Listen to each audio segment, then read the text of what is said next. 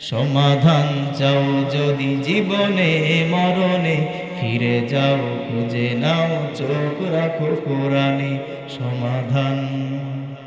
কথা বলেন ঠিক কিনা? এ যে চির অম্লান চির মুক্তির ডাক, এ যে মহাবাণী খোদারি কালামে পাক। এ যে চির অম্লান চির মুক্তির ডাক, এ যে মহাবাণী খোদারি কালামে পাক। এই দুনিয়ায় আর সেই দুনিয়া, এই দুনিয়ায় আর সেই দুনিয়া, মুক্তি পাবে তুমি দো জাহানে সমাধান। সমাধান চাও যদি জীবনে মরণে, ফিরে যাও খুঁজে নাও চোখ রাখো কোরআনে সমাধান। এ বাণী সকলের নয় শুধু মুমিনের, যারাই চলবে মেনে ফল পাবে কোরআনের। কথা বলেন ঠিক কিনা? আরো জোরে বলেন ঠিক কিনা?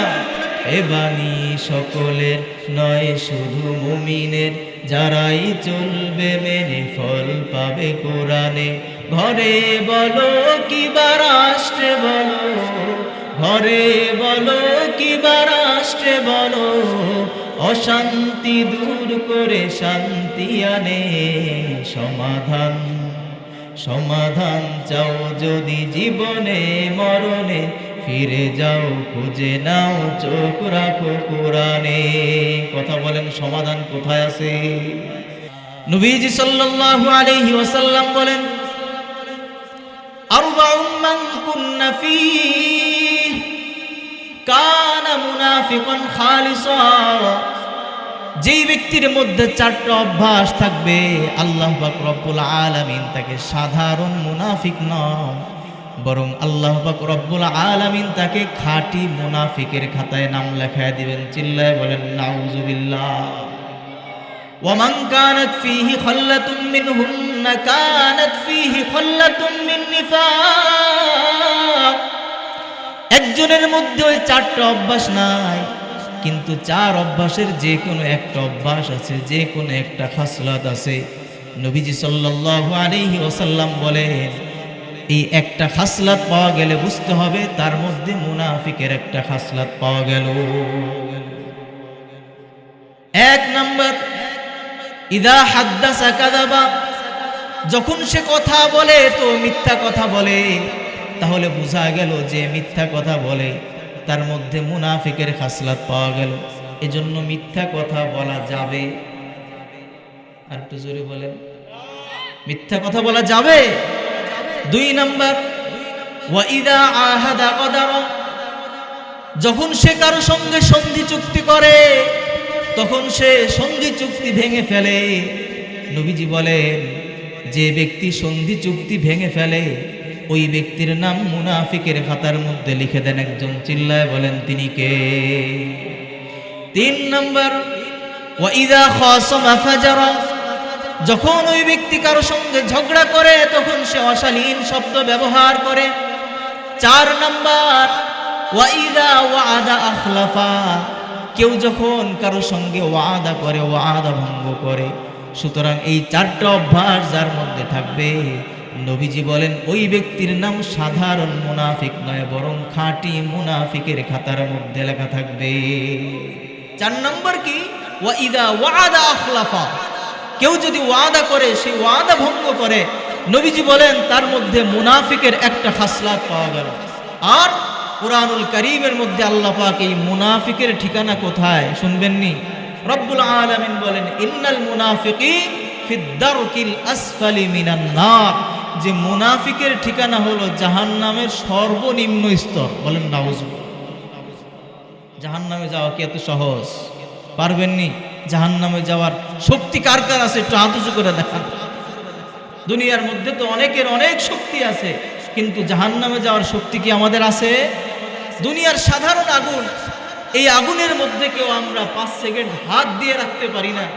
কিন্তু নবীজি সাল্লাল্লাহু আলাইহি ওয়াসাল্লাম বলেন, জাহান্নামের আগুনকে আল্লাহ পাক রব্বুল আলামিন ফেরেশতাদেরকে দিয়ে কমপক্ষে 1000 বছর পর্যন্ত আল্লাহ পাক জাহান্নামের আগুনকে তাপ দিয়েছেন। এরপরে 1000 বছর পর জাহান্নামের আগুন একদম পরিপূর্ণ লাল টকটকা হয়ে গেছে। রব্বুল আলামিন বললেন যে তোমরা এই আগুনকে আরো 1000 বছর পর্যন্ত তাপ দাও। 1000 বছর পর জাহান্নামের আগুন হয়ে গেছে সাদা। রব্বুল আলামিন বললেন যে তোমরা জাহান্নামের আগুনকে আরো 1000 বছর পর্যন্ত তাপ দাও। 1000 বছর পর জাহান্নামের আগুন একদম কালো মিসমিসে হয়ে গেছে। নবীজি বলেন এই মুহূর্তে জাহান্নামের আগুন ওই অবস্থাতেই আছে, বলেন নাউজুবিল্লাহ। আল্লাহ পাক আমাদের সকলকে জাহান্নামের আগুন থেকে হেফাজত করে, চিল্লায় বলেন আমিন, আরো জোরে বলেন আমিন। তাহলে দুনিয়ার মধ্যে শাস্তি পাওয়া যাবে কোন গুনাহের কারণে? ওয়াদা করে সেই ওয়াদাকে ভঙ্গ করে ফেলা।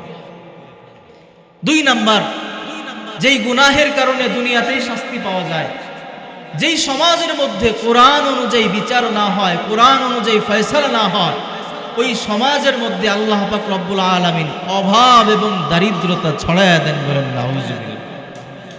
কোরআন অনুযায়ী বিচার হয় না, ফয়সালা হয় না, যার কারণে আজকে দেখেন এই সমাজের মধ্যে 20 বছর আগে যেরকম খুন খারাপি হতো, বিচার ঠিকই হয়, কিন্তু হত্যার সংখ্যা কমছে না বাড়ছে? গুম খুনের সংখ্যা বাড়ছে না কমছে? বাড়তেই আছে, কারণ কোরআনের বিচার এই সমাজের মধ্যে নাই। রব্বুল আলামিন সম্পর্কে বলেন ওয়াকাতাবনা ফীহিম আন্নান নাফসা বিন নাফসি ওয়াল আইনা বিল আইনি ওয়াল আনফা বিল আনফি ওয়াল উযুনা বিল উযুনি ওয়াস সিন্না বিস সিন্নি ওয়াল জুরুহা কিসাস। নবীজি সাল্লাল্লাহু আলাইহি আল্লাহ পাক রব্বুল আলামিন বলেন আমি আল্লাহ পাক রব্বুল আলামিনের কোরআনের বিচার হলো কেউ যদি কাউকে হত্যা করে তাহলে বিচারক যেন তাকে হত্যা করে দেয়, এটাই হলো হত্যাকারীর শাস্তি। কেউ যদি কারো নাক নষ্ট করে বিচারক তার নাকটা নষ্ট করে দিবে। কেউ যদি কারো কান নষ্ট করে বিচারক তার কান নষ্ট করে দিবে। এভাবে যদি কোরআনের বিচার এই সমাজের মধ্যে থাকে তাহলে এই সমাজ ভালো হতে দেরি হবে না, ঠিক কিনা জোরে বলে? তবেই পাবে সুখ শান্তির ঠিকানা, তবেই পাবে সুখ শান্তির ঠিকানা, যদি মেনে নাও তুমি মনে প্রাণে সমাধান। সমাধান চাও যদি জীবনে মরণে, ফিরে যাও খুঁজে নাও চোখ রাখো কোরআনে সমাধান। কথা বলেন ঠিক কিনা? এ যে চির অম্লান চির মুক্তির ডাক, এ যে মহাবাণী খোদারি কালামে পাক। এ যে চির অম্লান চির মুক্তির ডাক, এ যে মহাবাণী খোদারি কালামে পাক। এই দুনিয়ায় আর সেই দুনিয়া, এই দুনিয়ায় আর সেই দুনিয়া, মুক্তি পাবে তুমি দোজাহানে সমাধান। সমাধান চাও যদি জীবনে মরণে, ফিরে যাও খুঁজে নাও চোখ রাখো কোরআনে সমাধান। এ বাণী সকলে নয় শুধু মুমিনের, যারাই চলবে মেনে ফল পাবে কোরআনের। কথা বলেন ঠিক কিনা? আরো জোরে বলেন ঠিক কিনা? এ বাণী সকলের নয় শুধু মুমিনের, যারাই চলবে মেনে ফল পাবে কোরআনে। ঘরে বলো কিবা রাষ্ট্রে বলো, ঘরে বলো কিবা রাষ্ট্রে বলো, অশান্তি দূর করে শান্তি আনে সমাধান। সমাধান চাও যদি জীবনে মরণে, ফিরে যাও খুঁজে নাও চোখ রাখো কোরআনে। কথা বলেন সমাধান কোথায় আছে? পরিবারের মধ্যেও যদি আপনি কোরআন রাখেন, এই পরিবারের সমস্যা সমাধান করে দিবেন কে? কোরআন তেলাওয়াত করেন। অনেকের ঘরের মধ্যে কোরআন আছে, পড়ে না, কোরআনের উপর ময়লা পড়ে গেছে, তাড়াতাড়ি ভয়ে এই কোরআন নিয়ে মাদ্রাসার হুজুরের কাছে জমা দেয়। হুজুর আমারে গজব থেকে বাঁচান, কোরআন আপনার কাছে রাখেন, ঘরে আমার পড়ার লোক নাই হুজুর, আসমান থেকে গজব আসবে। আছে না? আছে। কোরআন পড়তে পারেন না, কোরআন পড়ার জন্য তো কোনো বয়স নাই, এখন থেকেই কোরআন শিখেন। আপনি যদি আপনার মসজিদের ইমামের কাছে এসে বলেন যে ইমাম সাহেব আমি তো কোরআন পড়তে পারি না, ইমাম সাহেব আপনি আমাকে একটু কোরআন পড়ান। আমার তো মনে হয় না কোনো ইমাম সাহেব বলবে না যে না আপনাকে আমি কোরআন পড়াতে পারবো না। এমন ইমাম সাহেব আছে নাকি এই সমাজের মধ্যে?